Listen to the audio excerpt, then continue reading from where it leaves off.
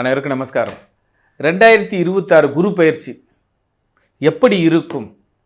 பொதுவாக நம்ம பேசணும்னா, ஒரு வீட்டோட பொருளாதாரம் எப்படி இருக்கும், ஒரு நாட்டோட பொருளாதாரம் எப்படி இருக்கும், நாட்டோட வளர்ச்சி எப்படி இருக்கும், வீட்டோட வளர்ச்சி எப்படி இருக்கும், அவரவர்களுடைய தொழில் மேன்மை எப்படி இருக்கும், அவரவர்களுடைய தொழில் தொய்வு எப்படி இருக்கும். ஆக 2026 நம் வாழ்வும் நம் வளமும் நாடும் வீடும் நலமாக இருக்குமா, நலம் தப்புமா, அல்லது நலம் தப்பியது மீண்டும் நல்ல நிலைமைக்கு திரும்புமா என்பதை 2026 கொண்டு நாம் 12 ராசிகளுக்கு நமது டிவியின் சேனல் நேரலையில் மக்களுக்காக காண்போம். 2026 தலையான நட்சத்திரம், தலையான ராசி, தலைமையான ராசி மேஷம். இந்த மேஷ ராசிக்கு இந்த 2026 எப்படி இருக்குன்னு பார்ப்போமா? மேஷராசி பெண்களாக இருந்தால் இந்த ஆண்டு கணவரினுடைய உடல்நிலையும் சகோதர சகோதரனுடைய உறவு நிலையும் பிரச்சனையாகவே இருக்கும். நீங்கள் பொறுத்துத்தான் போக வேண்டும், நீங்கள் அனுசரித்து தான் நடக்க வேண்டும், நீங்கள் ஆலோசித்து தான் ஒரு பதிலை சொல்ல வேண்டும்.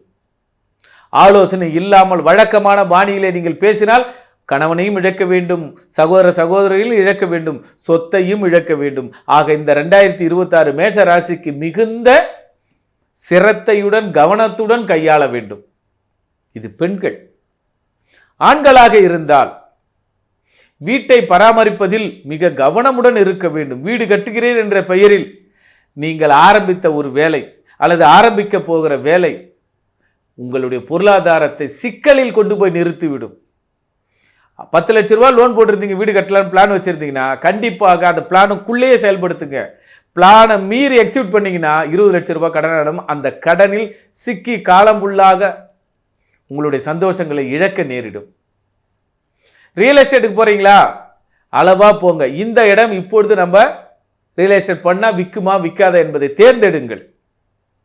பிளட் டெஸ்ட்டுக்கு போங்க, கேர்ஃபுல்லாக பாருங்கள். உங்களுடைய ரத்தம் தானா இது, உங்களுடைய டெஸ்ட் தானா இது, உங்களுடைய ரிப்போர்ட்டு தானே என்பதை ஒரு முறைக்கு பல முறை யோசனை செய்யுங்க.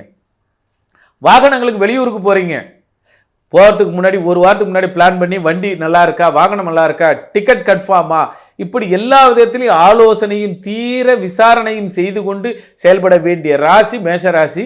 இந்த 2026 குரு பயிற்சி உங்களை விசாரணைக்குள் வந்து நிறுத்தும். மேஷராசி பாருங்க, விசாரணை கூண்டில் நிற்பீங்க. உங்களால் தான் இவ்வளோ ஆச்சு, உங்களால் தான் இவ்வளோ நடந்தது, உங்களால் தான் உங்கள் பேச்சு கேட்டுதான் இவ்வளோ நஷ்டம், அப்படி என்று உங்களை குற்றவாளி கூண்டில் நிற்க வைத்து விடுவார்கள்.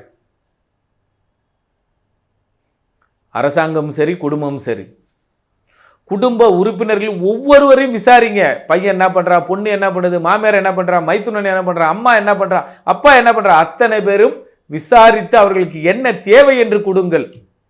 நீங்கள் மாட்டு வழக்கமான பாணியில் அவளுக்கு 5000 இவங்களுக்கு 5000 சரி புள்ள போகுது பொண்ணு போகுதுன்னு போயிட்டீங்க, பொண்ணும் போயிடும் பையனும் போயிடுவான். சொல்லு மீறும் உங்களால் குடும்பத்தை மெயின்டைன் பண்ணவே முடியாது. ஆக குடும்ப பொறுப்பை கையில் எடுத்துக்கொண்டு இந்த ஆண்டு குடும்பத்தை சீர்தூக்கி பார்க்க வேண்டிய ராசி மேஷராசி.